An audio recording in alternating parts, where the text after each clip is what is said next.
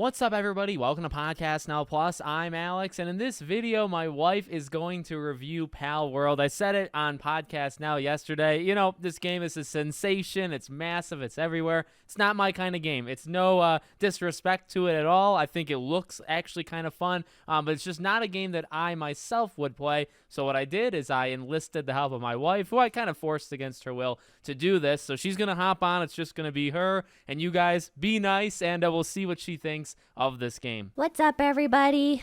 As Alex would say, welcome to Podcast Now. So I'm going to review Palworld because he played it for like less than an hour. And I played it for a lot of hours.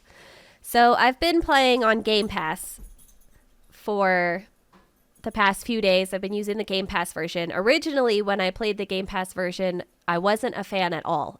In fact, I hated it. Mainly because the console controls weren't working. So I've been playing on the Rogue Ally, which, if you know, the Rogue Ally has, it's basically a computer, but it has console controls that you could use, as the keypads and everything. So when it first came out on the Game Pass version, it didn't have updated console controls. So when you went up to everything, it wouldn't tell you what to push or how to push it. So I'd push every button, but nothing would work. And when you go into the game options, it didn't have a system map with all of the controls laid out either. So you kind of just had to guess, which was really annoying. And I wasn't a big fan. So I told my friends, I was like, I'm not going to play this anymore until they fix it because it was driving me crazy. But then just a couple days later, they actually updated and fixed it. But right before they had fixed it, I actually found online a Reddit post where someone had gone through for everyone and figured out each console control to help everyone. So to that person, thank you, because I saved that screenshot and went back in to try again. And I'm glad that I did. Most of my issues with the game in the Game Pass version, so I did just install the Steam version because I wanted more updates quicker, which you can do in the Steam version because they don't have to wait for the contracting with Microsoft. So it's a lot easier for them to update in Steam. So I am not a patient person at all, so I decided to go ahead and download the Steam version so I could play better with my friends. But I did try it on Game Pass version first, so these are my reviews just based off the Game Pass version. So a lot of my cons for for this game really just come down to the actual development, and that's only really because it's new. It was just released, so I don't really fault them for it. For one, the controls took a long time until they did an update, which drove me a little nuts. And then another thing is there's no dedicated servers yet on Game Pass. So that's kind of annoying, mainly because I do play with dedicated servers, mainly with my a couple of my friends that we play, like we played Sons of the Forest on. And for that, it has a lot less lag because, it's a dedicated server as opposed to open server. So it doesn't have that. And the co-op system, so I did play co-op and I played single player. The co-op is very laggy on Game Pass. So you can see your person just kind of stuttering along. It's not terrible. It's manageable, but it is, kind of annoying after a while, especially when you're hang gliding in the air and suddenly your person goes and then comes back and goes and you're running out of stamina fast with that low stamina meter.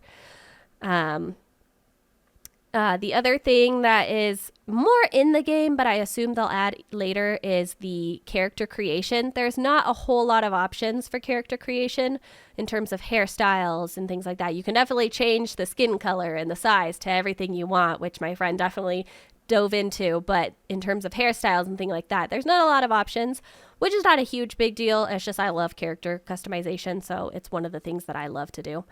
And for gameplay-wise, I would say the game is very fun. Overall, it's a really fun game to play. I like that you have to go get resources and everything. Like I said, again, I just played Sons of the Forest with them, so getting resources, building houses and structures and things, it's literally what we've been doing, and it's been a total blast so far. The only thing I'm not a big fan of is it seems to have stemmed a lot of its creativity from games like Fortnite, where when you build things, it's very similar in terms of how you're whacking at it and things like that. I'm not a huge fan of not being able to lay the foundation just exactly, piece by piece how I like it, but overall, it's pretty good. Furniture that goes inside the house so far has fit decently, although the bookshelf does not fit, and if you do just a one stack on top, you have to do like a two stacked tall house, which is kind of tedious. So that one was kind of annoying. But overall, everything else fit in the house just fine. In terms of Steam, I know a couple people who are playing on Steam and have said it runs a lot smoother. I'm going to find that out for myself here shortly when I play with my friends. But in terms of the differences, I don't really think there's a mass amount. I just know that Steam's version is a little smoother, again, because it's easier for them to update. So in terms of the characters in the game, I love them. I think it's hilarious when you think about it from like the whole Pokemon side to this side. It's kind of funny. It definitely looks, similar. I'm not going to get into that because I know there's like lawsuits and stuff with all of that. So I won't get this video flagged or anything, but I do know there's a lot of controversy, but they definitely look like them. And it's hard when you play not to be like, oh, catch that Pokemon, or, it looks like that one. So it's hard to call them pals instead of Pokemon. But overall, they're a lot of fun. I love the different ones that they have. I love the funny names. Some are similar to curse words that I can't really say, and some are just funny. Like there's one called Depresso, and he just looks like how everybody feels. So those are a lot of fun, and I love that you can use guns, although you have to be pretty high level to use guns. So for me, I think I've made it just now to level 25, so I can just now kind of craft one. But the problem is it takes a lot of resources that are pretty rare. So don't jump in thinking like, oh, I'm going to go shoot things, because that's definitely going to take a while to get there. But you're not short on resources. I mean, you definitely get a bow and arrow, and you get a lot. It's easy to make arrows and things. So overall, I like the character designs. A lot of them are really cute. Some are, but some are really cute, and some are really funny, and some just have great faces. And I like the actual gameplay of the game. I like that it's open world, and it seems like a pretty big world. Once you start exploring more, it kind of seems like it's smaller and smaller and more empty. But that's if you're playing kind of by yourself and just kind of flying around with the bird that you can capture. So overall, I think it's a pretty open and could be filled more. But again, this game literally was just released, and it's not even released. It's in pre-release.